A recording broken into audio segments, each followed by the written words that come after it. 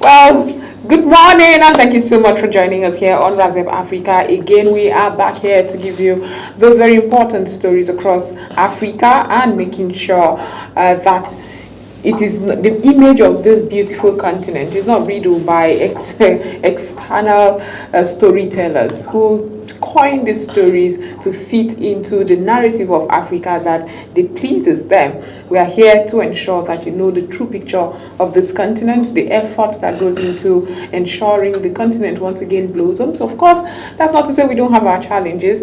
We also very honestly admit to these challenges. But again, good morning and thank you so much for joining us on Razep Africa. Anyete Unyime is right here with me.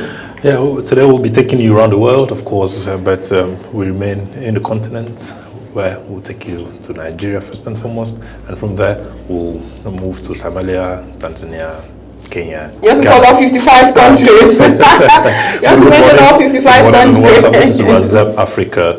Of course, we take you around Africa, and we tell you about Africa because we love Africa. Good morning, Joy. Good morning to you too. But as usual here on the show, we start with the African news updates. Today is Friday, so you have to expect the agriculture for today and tomorrow's segment, where you get to learn about what you can do to join this move for food security across Africa. After that, we'll have a conversation discussing the World Environment Day. We'll just have a sneak peek into what to expect, how individuals, you and I, can contribute to keeping Mother Earth well. But first of all, the African news updates. Today, we begin in Nigeria, where growing frustration over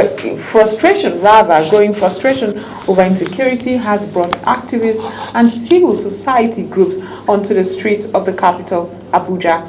Protesters are demanding urgent government action following the abduction of students and teachers from schools in Oyo State, as well as the killings of a teacher during a recent attack. The demonstration comes amid fresh reports that at least 7 students were kidnapped from a polytechnic in Zamfara State. Activists say that more than 1,500 students and school personnel have been abducted across Nigeria over the past decade, accusing authorities of failing to adequately protect schools. Organizers of the protest warned that public patience is wearing thin and called for stronger action to rescue those still being held in captive.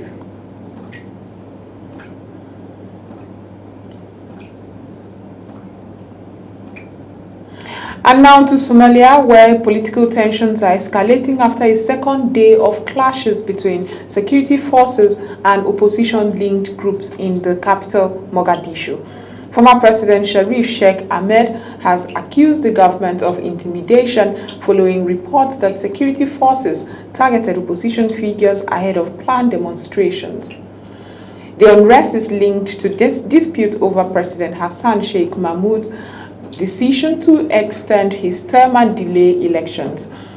While opposition leaders blame the government for violence, authorities insist armed groups pursuing political interests are responsible. The United Nations has called for restraint as concerns grow over Somalia's political stability. As political tensions persist in parts of the continent, efforts to strengthen regional cooperation were on display in Southern Africa, where South African and Kenyan signed a 6th new agreement aimed at deepening bilateral relations. The accords covered trade, maritime transport, skills development, gender equality, arts and culture, as well as sport.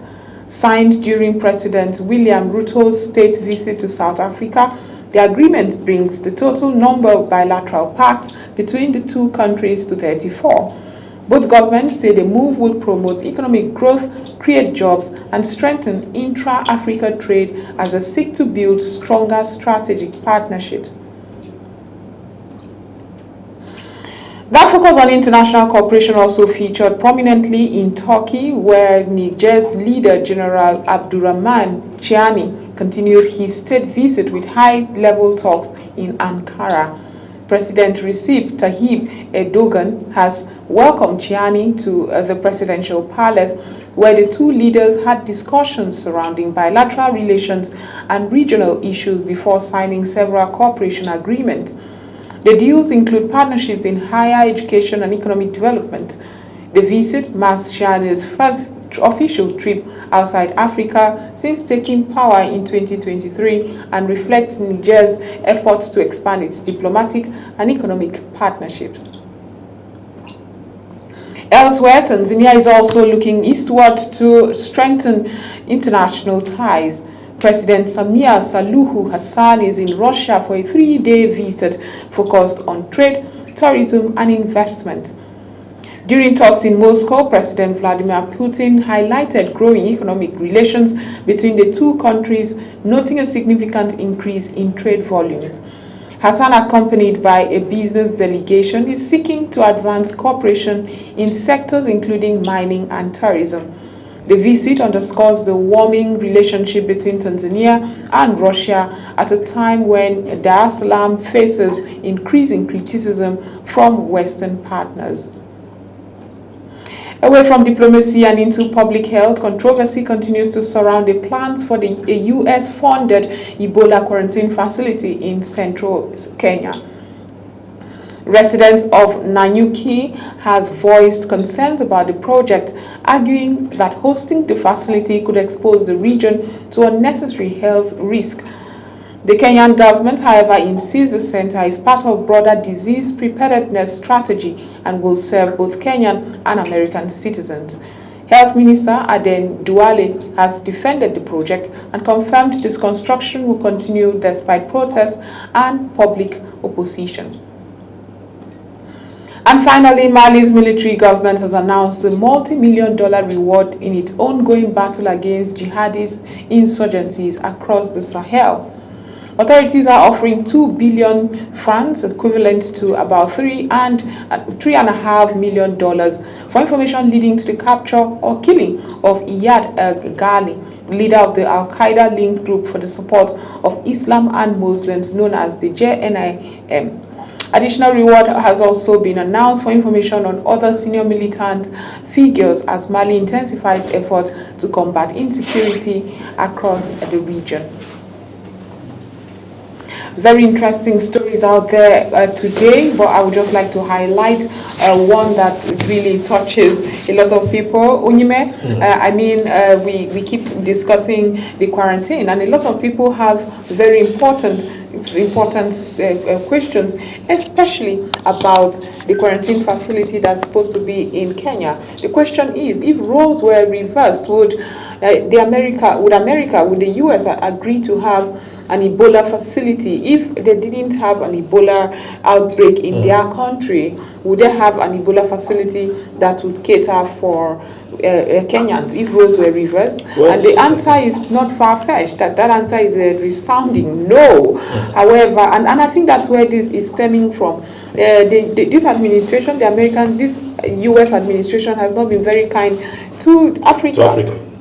Well, there are sanctions that are ongoing. Yeah. There are travel limitations that as many African countries are showing. There are fundings that have been cut by this American administration. True. So you can understand where it's all coming from when they say no to your quarantine facility in Kenya. We don't have Ebola at the moment. Why are you bringing one that is catering for American citizens who may, have Ebola? So I think I understand where that argument is coming from. Just quickly, because of our time, we'll be having agriculture tomorrow come up. I think my concern also would be that Africa has actually opened her doors too wide, for the Western world, and that is why it looks as though everything we get to receive, both the good and the bad ends, come to us. We're just open to everything. We look like the West being where everything is just poured on Africa, and then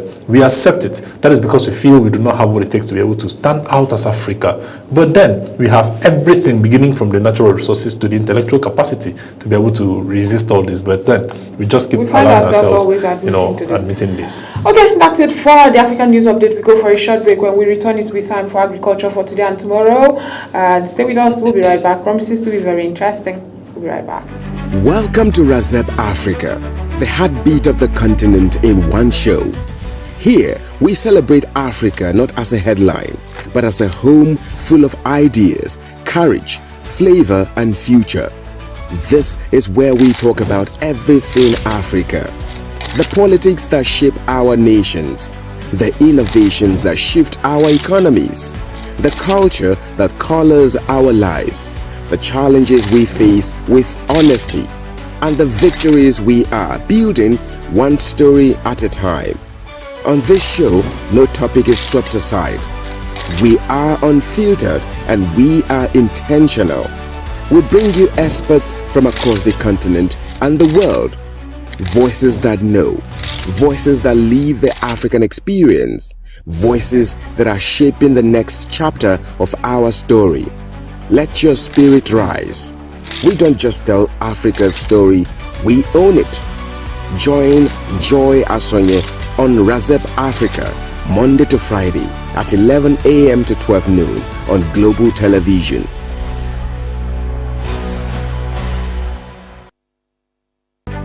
Welcome to Razep Africa, the heartbeat of the continent in one show. Here, we celebrate Africa not as a headline, but as a home full of ideas, courage, flavor, and future. This is where we talk about everything Africa. The politics that shape our nations, the innovations that shift our economies, the culture that colors our lives, the challenges we face with honesty, and the victories we are building one story at a time. On this show, no topic is swept aside. We are unfiltered and we are intentional. We bring you experts from across the continent and the world. Voices that know, voices that live the African experience, voices that are shaping the next chapter of our story. Let your spirit rise. We don't just tell Africa's story, we own it. Join Joy Asonye on Razep Africa, Monday to Friday at 11 a.m. to 12 noon on Global Television.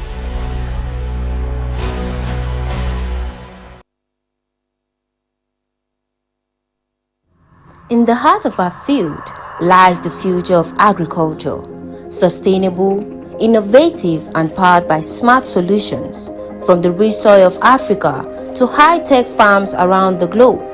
Agriculture is evolving to meet the demands of tomorrow. At the intersection of tradition and technology, we discover smarter ways to grow more, waste less, and harvest greener. Together, we are cultivating a future where every harvest sustains the earth and its people. Join us 11:15 a.m. Mondays and Fridays on Global TV, Channel 365 DSTV, StarTime Channel 276, or YouTube Livestream GSA Initiative. Agriculture for today and tomorrow, as we share groundbreaking ideas, empowering farmers, and celebrate greenhouse solutions. Together, let's grow the future.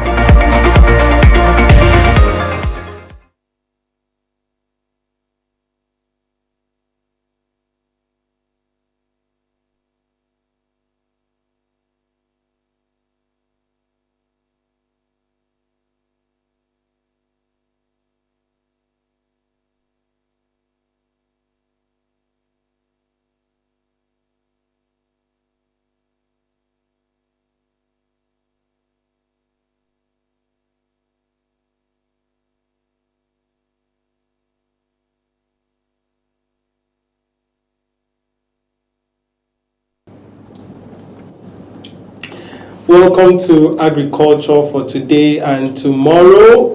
This is a Media for Agricultural Development initiative of GSAI, an NGO poised to support African farmers to develop sustainable agricultural initiative. My name is Daniel Black. Today, as the world commemorates World Environment Day, we are reminded that the future of agriculture and the future of our environment are deeply interconnected. According to the Food and Agricultural Organization, agriculture depends on natural resources and they are increasingly under pressure worldwide. And globally, nearly 95% of our food is produced on land. Yet, the United Nations estimates that up to 40% of that world's land is already degraded, affecting almost half of humanity and threatening global food security. The challenge is becoming even more urgent. The world's population is projected to reach 9.7 billion by 2050. And all this world population will be requiring food production to increase significantly. Now, while climate change continues to disrupt our agricultural systems, the Intergovernmental Panel on Climate Change, that's the IPCC, reports that rising temperatures, extreme weathers, experts events, droughts, floods, and changing rainfall patterns are already reducing agricultural productivity in many parts of the world, particularly in developing countries like here in Nigeria. These global challenges are becoming local realities. Agriculture contributes to about 25% of Nigeria's gross domestic product and remains the primary source of livelihood for millions of households. Yet, farmers across the country are grappling with flooding, desertification, soil degradation, deforestation, and declining biodiversity. The devastating floods of recent years have destroyed farmlands and displaced farming communities, while advancing desertification continues to threaten agricultural production in northern Nigeria. So at the same time, Nigeria's population, currently estimated at over 230 million people, is projected by the United Nations to exceed 375 million by 2050, making the demand for food, water, land, and other natural resources even more intense. And this places Nigeria at the center of one of the most important development questions of our time. How can we increase food production to feed a growing population while preserving the soil, water, forests, ecosystem, and all other variables which our agriculture depends on?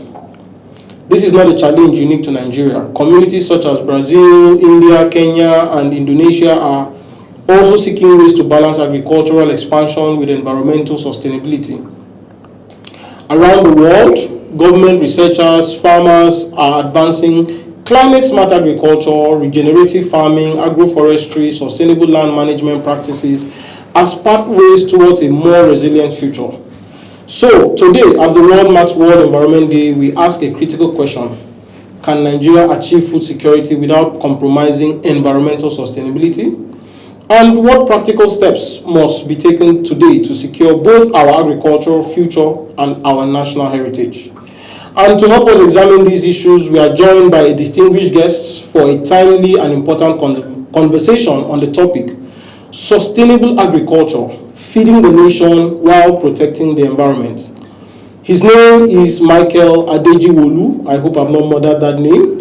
He is an agricultural development advocate and founder of Farm East Global Limited, an agricultural consulting and grassroots implementation company delivering practical solutions across the agricultural value chain through hands-on community programs spanning capacity building, farm mapping, and outgrower schemes. Michael works to bridge the gap between agricultural stakeholders, rural farming communities,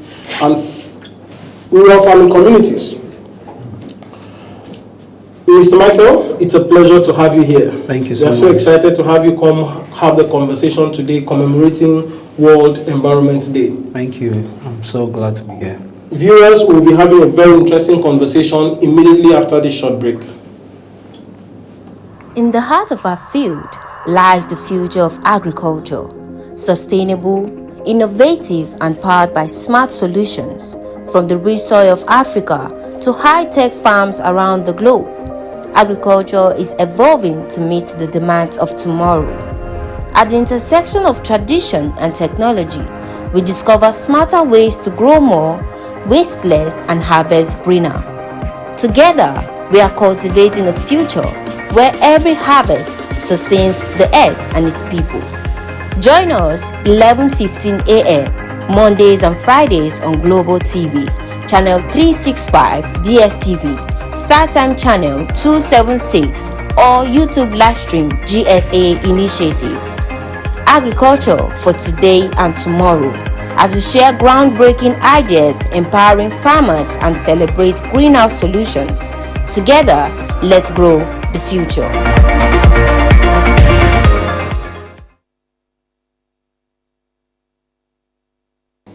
Hello and welcome back from that break. This is still Agriculture for Today and Tomorrow, a Media for Agricultural Development program of GSAI. And like we introduced before the break, we have Michael Ajiwolu in the house with us to speak. He's the CEO of Farm Ease Nigeria Limited. Michael, once again, thank you for being here. Thank you so much for having me. Can we just in very short words meet you, introduce yourself, let the audience know who you are? All right, so my name is Adeyiwolu Michael, the CEO of Farm Ease Global Limited, an agricultural organization and a grassroots implementation organization. So what we do is we find a way to bridge the gap between the innovators, stakeholders, and the grassroots. So our major work is actually in the grassroots, where we find a way to bring innovators or stakeholders to the grassroots to be able to showcase their innovations to them, as the case may be. Wow, that's interesting, Michael, and thank you for the work you do with grassroots farmers. And and today we'll be commemorating World Environment Day and seeing how agriculture and environment interrelate for a sustainable food security. So, according to the Nigerian Meteorological Agency, that's NIMET, and the National Emergency NEMA Management Agency, recurring floods and irregular rainfall patterns have affected millions of hectares of farmland across Nigeria in recent years. Now, in 2022, the floods affected over 4 million people and caused significant losses to agricultural production. Now, from your perspective, sir, how are climate-related events reshaping Nigeria's agricultural landscape, and what practical adaptation strategies should farmers be implementing today to remain productive and resilient? Okay, so thank you for that question.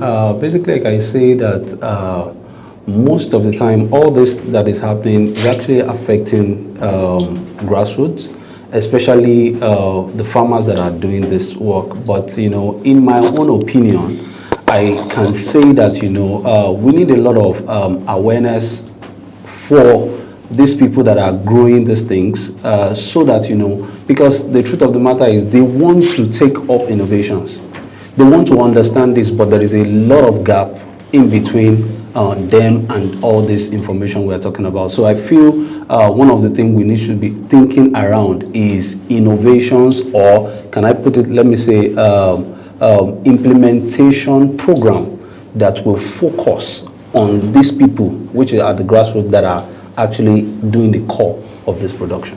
Exactly. That's interesting. That's interesting. Innovations. But so in your work in the grassroots level, okay, what would you say?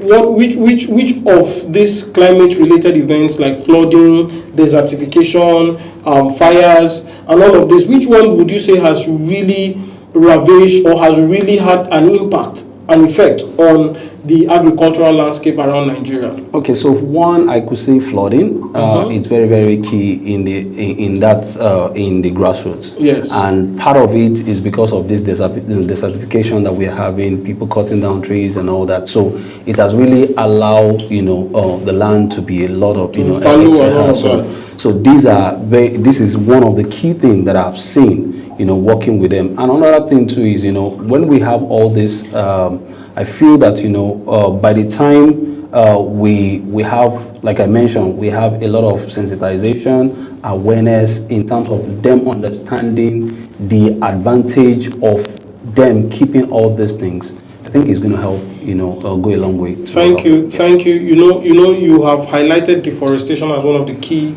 challenges that we are facing, and opening us up to major climate related events. So let me follow up with this question. Nigeria's population, like we've said, is going to exceed over 400 million people by 2050. Okay. Now, making it one of the world's most populous countries. At the same time, reports from Food and Agriculture Organization indicate that, this deforestation that you just mentioned, land degradation, biodiversity, and losses continue to threaten agricultural sustainability. So, specifically to Nigeria now, how can Nigeria increase food production to meet future demand while protecting the forest that you mentioned, protecting the water resources and other critical ecosystem? Okay, so I don't know. Maybe it's going to be a lot of a little bit diversing from the question. So the thing is, when we look at this challenge that you mentioned, I, for one, see that there are a lot of interventions that I think need to be understood by the grassroots. So deforestation is not something whereby these people are seemingly not really aware about. But how do they go about it when they need to produce, when they need to sustain themselves? So and that's why I'm saying that if it is not wrong in terms of diversing from the question, the truth of the matter is when these people understand, I am of the opinion that there should be a lot of awareness, training, that these people will understand what it means and what is doing to them. Because the truth of the matter is, when all these things are happening, it's not just for now, but for the future and for their children also. Wow. So from what you've said, I think you mean you want us to focus on education and awareness for the grassroots. Absolutely. To understand the realities of these things. Absolutely. Thank you so much. And yes, I think I agree with you, because once there's an adage that says once the purpose of a thing is not known, abuse is inevitable. Thank you. It's important that we begin to make them know the purpose of forests, the purpose of water reservoirs and all of this, so that we begin to also find sustainable ways of solving mitigating all this. Mitigating all of this. Okay, so let's follow up by, so the United Nations Convention to Combat Desertification estimates that over 60% of Nigeria's land area is affected by some form of land degradation. And while soil erosion continues to threaten farming communities across the southeast and other regions. Now, given these realities of desertification on one part of Nigeria and soil erosion on the other part of Nigeria, what sustainable land management practices can help restore soil fertility, improve yield, and safeguard agricultural productivity for future generations? Okay, so thank you. I think one should be crop rotation. So we need to look into that, and also mulching. So because part of the things that these farmers need to understand, or maybe we need to understand around, is they have little land. So they want to do what they want to do, but if there is enough of understanding that they can do crop rotation, aside from that, introducing good variety in terms of varieties that can reduce a drought, improve yield, drought resistance variety. So all those things too can help. As a matter of fact, like I mentioned, there are a lot of technologies that is happening now, and you can imagine. Let me give a proper example. There was I think last year we had our community event, and when we got to the community, we're just having a conversation around post-harvest and aflatoxin. And one of the farmers, when NTA interviewed this guy, because we brought in some hand planter and little mechanization, whatever too. And this guy was actually 32 years old. He said he had never seen the hand planter. And by the time they were explaining to them, they were telling them how many hours it's going to take them to use that and what they have been doing. So he was surprised to see that, and this is the notion he had had all over the time. So what I'm trying to say is that there are a lot of mechanization. We have on drone. We have so a lot of technology that can increase efficiency and also help farmers to do properly. And like I keep saying, thank you for the work that Farm East Global is doing, because it's surprising to know that a 32-year-old farmer in this century has never seen a hand planter before. And you will also agree with me that hand planters, in fact, is still more manual and it's actually getting outdated. There are tractor-led planters now. So imagine when you show him that one, how he would feel. Because with a tractor-led planter, in less than 1 hour, you can plant over 5 hectares of land, right? And it's really unfortunate that the people producing our food, the people that are responsible for for ensuring that there is food security in Nigeria are still grappling with very, very outdated methods. Let's go ahead and understand now. From the work you have been doing in Farm East Global, right, and you've been meeting the core farmers, the real farmers, now not political farmers, what do you think would be the greatest intervention that would benefit them, to be motivated to go into more production? Okay. I know you've spoken about training, sensitization. Beyond that, because we know that most of these farmers, while there is a lot for them to know, they've been farmers for over a long time. So what other challenge do you think would really influence, would really positively affect their production? Okay, so thank you so much. So for us, we feel that, there is a lot to still be done around these grassroots communities. One is most communities or most grassroots farmers, I know that, seemingly we say that, okay, there's an issue and all that, but, once they know that you can be trusted, they can go, over, so we had a program, we called it an outgrower program, whereby, we bring input providers, we support them with input. And for about 2 years that we have run this program, we had 100% recovery. How do we do that? There is a way and manner, people relationship that we had. As a matter of fact, a lot of organizations reach out and they want to work with grassroots farmers, and we're telling them that, there is a, when they know that, you have their interest in mind. The thing that we have seen is more of saying that, farmers or grassroots farmers are seen as means to an end. Not, so people don't really, you get to the environment is poor, dilapidated and all that, but what is happening to partners, looking into that aspect, not just coming for, input provision, doing all their projects. So I feel, we need to have a clear, model in terms of how we relate with these grassroots farmers. So secondly, we need to have partnership, with organizations whereby, we can have, more implementation, grassroots implementation projects that could, understand, that they could understand what they are doing and how they can plug into their activity. Fantastic. A clear model for training. I think it is very key, because in Nigeria we have many organizations creating interventions and duplicating the kind of interventions they are carrying out. And if we are able to achieve a clear model, a clear training framework, we would actually a clear intervention framework would actually go a long way. And so that thank you for that very apt response. You also know that smallholder farmers account for roughly 80% of Nigeria's food production, right? And most of them operate within limited access to finance, limited access to technology, and even extension services. Now, people like you, and when I say people like you in the positive term, keep saying that sustainable farming practices are often the solution to environmental challenges, right? Yes. Now, these farmers are really concerned about their costs and their profitability. You are talking about environmental sustainability.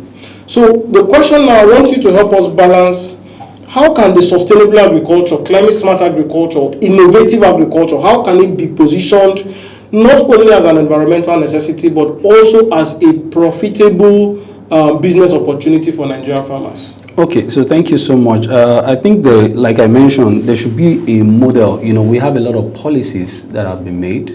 We have a lot of programs that have, but there should be some, direct, or how will I put it, direct plan and model of operation in terms of supporting these grassroots farmers. You can imagine now we talk about, financing now. You get to the bank, I'm sure you know how much interest rates to get onto it, and so, there is nothing stopping us having a kind of, even right now, a lot of organizations don't just, give farmers, fund. They do it through input, provision. So how we can actually have a proper model whereby, input are given to these people at reasonable, percentage. Okay. Even as cooperative. Do you understand? So these are little ways whereby, they can actually see how they could intervene into their, what's it called? The last one, I'm always thinking around is, we talk about production, but the truth of the matter is there is something about post-harvest. Everything that happen around post-harvest is actually key. Farmers go into production, but a lot of things have been lost, after production. So we need to begin to think around post-harvest facilities, so that, when they finish production, in terms of storage, facility, processing, they can, we can have something meaningful.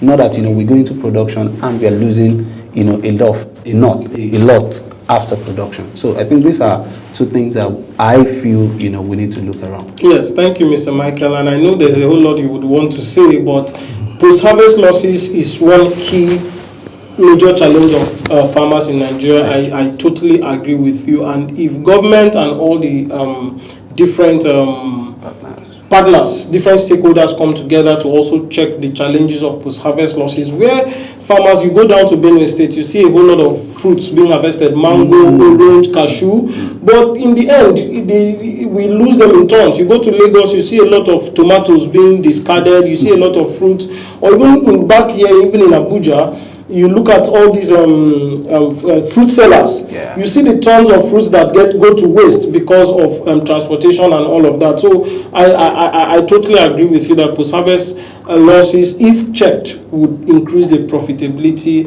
of Nigerian farmers. Okay, so let's just, as we get to round up this session, it's been an enlightening one, and I really appreciate the work you are doing for grassroots farmers. But let us also, you've spoken about the farmers, what can be done to the farmers. Now, let us also look at government. Now, the World Bank estimates that the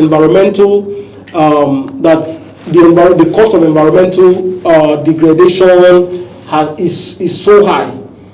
Nigeria is losing billions consistently in environmental degradation costs, in dollars actually. And these are associated with erosion, flooding, deforestation, and all of that. My question as we round up is, what do you think that government specifically and development partners, private sectors, farming communities can prioritize over the next decade? In the next 10 years, what is the priority that government and development partners should be bringing together to help curb these environmental challenges that we're having? Oh, because of time, I may not be able to elaborate Of course, on it. But we can just say there should be proper collaboration in terms of what everybody should lead their interest, and focus on the real issues that we're having. Because the truth of the matter is, if there is an issue on ground, many people know the result or the answer to it.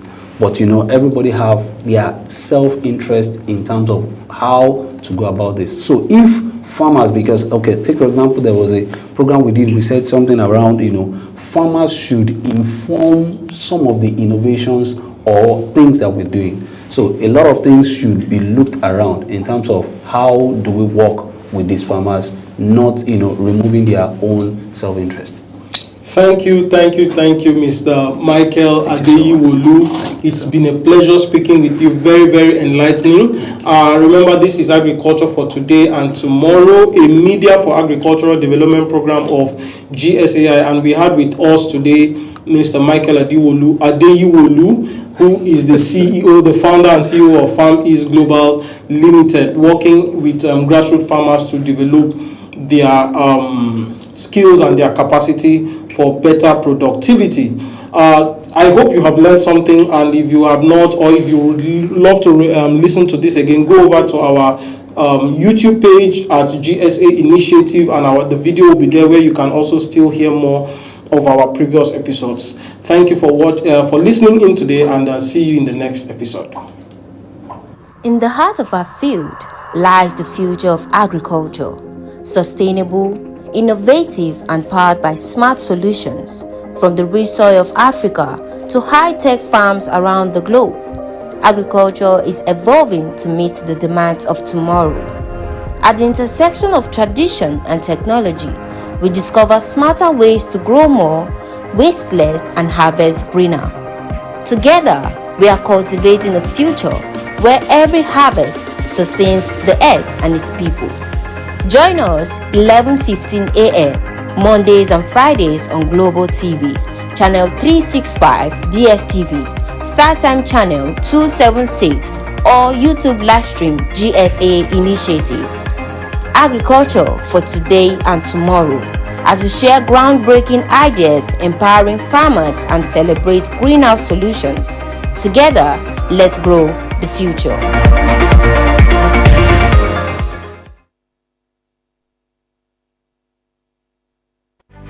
Welcome to Razep Africa, the heartbeat of the continent in one show. Here, we celebrate Africa not as a headline, but as a home full of ideas, courage, flavor, and future. This is where we talk about everything Africa. The politics that shape our nations, the innovations that shift our economies, the culture that colors our lives, the challenges we face with honesty, and the victories we are building one story at a time. On this show, no topic is swept aside. We are unfiltered and we are intentional. We bring you experts from across the continent and the world. Voices that know, voices that live the African experience, voices that are shaping the next chapter of our story. Let your spirit rise. We don't just tell Africa's story, we own it. Join Joy Asonye on Razep Africa, Monday to Friday at 11 a.m. to 12 noon on Global Television.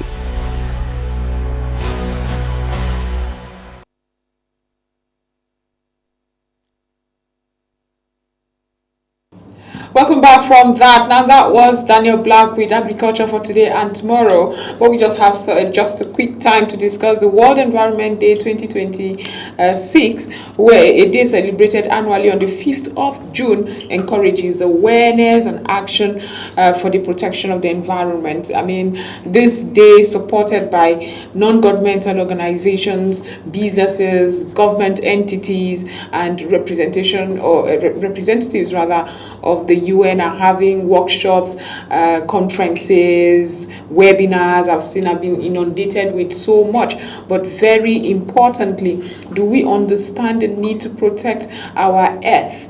This earth that hosts the world. Have we really really understood what the job is? I had shared some time ago here on the show where something that really got my interest was it was a short picture of someone tossing out plastic of the car. That plastic clogged up a waterway, a gutter, and there was flood, and all of a sudden everybody's talking about how the government is not doing enough. But we have Faith Camino right here in the studio to come discuss this World Environment Day, what you should do, and what by the Becky Initiative has been doing and is going to do to ensure that awareness, impactful awareness, one that transcends not just farmers, not just women in local communities, but everyone taking responsibility for Mother Earth. Faith, it's always nice to have you join us. Thank you so much. Good morning. Yes, so 2026, again, we're celebrating the International Day for Environment. What should people know more than the hula baloo, I would say, of, like I said, conferences, workshops, and all of that? Thank you so much. So today is World Environment Day, celebrated annually on the 5th of June. This is a day where we remind ourselves that we need to take care of our environment, take care of our earth. Now, environmental pollution is something that Africa, Nigeria is really struggling with. In fact, Abuja is being buried under trash. True. And one of the things that we do on days like this is remind people that if the earth is healthy, then we are healthy. Absolutely. It involves the food we eat, involves the air that we breathe, because if you have things like trash and dump sites everywhere, now with the rains coming, these waters will sweep into our farms. These farms that we're creating, ridges on, this same trash water will just go into that place. So how can we say that what we are eating is necessarily healthy? So on this World Environment Day, this year's theme is inspired by nature for climate and for our future. So we should be inspired. We should have an environment where the greenery is there, the clean, fresh air is there. There was that time whenever we go to the village, we would have, if you stay under a tree, you would perceive all sorts of, fragrances, very beautiful fragrances. From the plants. Yes, and then you see so many kind of insects. But now our biodiversity is affected. But now the biodiversity is affected, you really can see a butterfly. Mm-hmm. And that is a very big issue. So this is a day where we call back the attention of everybody to say, let's take care of our environment. Let's clean out trash. Let's plant trees. Apart from planting trees, let's manage how we use energy around. You cannot just keep pump on the road just because, I know we talked about the sounds last time. Because people are now these days, you have them playing sounds while people are talking in the vehicle. You are in a crowded vehicle and you are playing something at very high sound. The driver is also playing his own. And I'm wondering who is going to hear who. Not to mention, you haven't mentioning the subtle ones. There are some places you go to in some markets that there are generators everywhere. Oh, wow. Oh my goodness, you leave certain shopping plazas and markets and you have more headache. Yeah. If you didn't have one going in, you would have one coming out. Yeah. So one of the things for the World Environment Day is we're supposed to educate people around us, right? Usually there was a time in Port Harcourt where every Saturday was a clean-up day. If you are found outside before 10 a.m. on those days, you are in trouble. Mm-hmm. You will pay fine because you had to be cleaning. In Cross River, I remember as well. Yeah. If you're found, in fact, they'll come do an inspection. Yes. And if your environment was dirty, you are going to pay fine. And everybody are contributing. So to avoid that, people used to keep clean. Now, that's something we need to bring to every part of Nigeria, not just the southern part. Even the northern part is going to benefit a lot from that. I just came from an inauguration of a Green Squad club in a school, and we were sharing with them that the club is supposed to help every of our club members become ambassadors of climate change in their school. Stop littering. Ensure that lights that are not being used in schools are turned off. Right? Tell your classmates to reuse, reduce, recycle. Let us make that a habit. When you use plastic, where do you put them? These plastics can be used for other things. Oh, don't say, why is the woman selling her kunu in a swan water rubber? Right. We are reusing that particular plastic. Right. So, and we're also encouraging them that, yes, you have papers, this piece of paper that you share, and then you tear them, and then you are using them to make bows and arrows and throw at each other in class. These are parts of the earth. This is tree that is being put like this. If you keep wasting it, then we have to keep cutting down more trees. Absolutely. So let's use our papers wisely. Write what needs to be written down. Don't waste papers. It's a very important part. So we want this information to go not just to those who are in policy levels, but to those who are the grassroots, including students, so that everyone is more educated about the environment and is able to contribute their quota. Because policies without people being attentive to that will just be a waste of time. Absolutely. But I like that one thing the Becky initiative does is catch them young, have these conversations with younger people. Yes. But there's only so much they can do. Why do you reach out to these young people? They are the future, in writing a speech recently, I started my speech with parents, listen to your children. We are the leaders of tomorrow. Try and pay our school fees and give us sound education. Right. Now, you brought back memories. Now, that is a part I think we have left out. Those things sounded like marching in songs, but they are actual information. So parents listening to their children will help them, because some parents don't know that. Mommy, why are we owning all this gas? Why are we burning food? You cook the food until it gets burnt. Why can't we just do it such a way that it doesn't get burnt? Oh, and then when they are scratching, they scratch out half of the rice in the pot as it's burnt. Let's go and throw it away. Now, but each of these materials are reusable. So we want them to learn so that they can step it down to their family. Their parents might be too busy to take that initiative and take that information, but they are the ones, the children in the house, that are cleaning, arranging. So they should be the one to have the knowledge to pass it on. Also, they are the most affected generation when it comes to climate change. Well, we still had Christmas when you had to wear sweater and everywhere was cold. Now they do not have it. So we want them to learn how to protect it now so that it doesn't, damn their own future, and then they don't have anything to see. So that's why we always reach out for them. Absolutely. And so we're running out of time, so I guess my last question will be for those watching you now and thinking, how can I participate in the ongoing conversation? What would you suggest for young, I mean, not just young, I'm saying young because I know the much work that you put into, nurturing the minds of young people. However, for everyone listening to you and say, I want to be part of the conversation. I care about my environment. I also see the ridiculousness in what I do, not just sound pollution, but plastic and bad refuge disposal. So what would you say to somebody interested in joining this conversation, in participating, in giving their time, in volunteering services? I would say you can volunteer with us. You reach out to us on ebadebekiinitiative.org. We would respond. Like I mentioned the other day, you can give us a shout out, send a message on WhatsApp to 070-6461-7817. If you send a message there, we'd respond. However, even if you do not work directly with us in your environment, you can share this information we have shared with someone else. Absolutely. Tell them, don't dispose your trash like that. Burning trash is not the solution to it. It keeps, it takes it out of your sight, but it sends that same trash you are seeing to the atmosphere, and then we have to now inhale them back. So let people know that keeping their environments neat is important.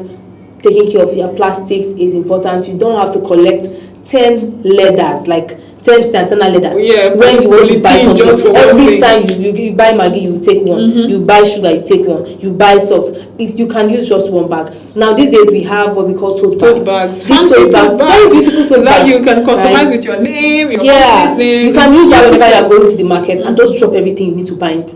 When I go to the market and people, I'll say, no, I don't need, thank you so much, I have a bag. I just put it there because even if, when you get back, that still becomes trash in your house. Yeah. You feel like, oh, I've collected from the vendor, I've gotten an extra, but you don't necessarily need that. So that is a way you can help. Little bits and pieces like this makes the whole. I think the next time you come, we'll talk about what the Lagos State government has been doing concerning that and how other states have to, as a matter of urgency, also replicate. Thank you so much once again for coming. Thank you so much. Well done, the work that the Becky has been doing in protecting our environment. Thank you so much. Thank you. But this is when we end today's edition of Razep Africa. Been a very packed field episode right there, starting with the African news update and then the agriculture for today and tomorrow. And now we are discussing, or rather we've been discussing the World Environment Day. But until next time when we come your way, remember we are always here to give you all that you need to know, like my mother will say, so that Africa does not run and leave you one day. Till next time, have a wonderful time.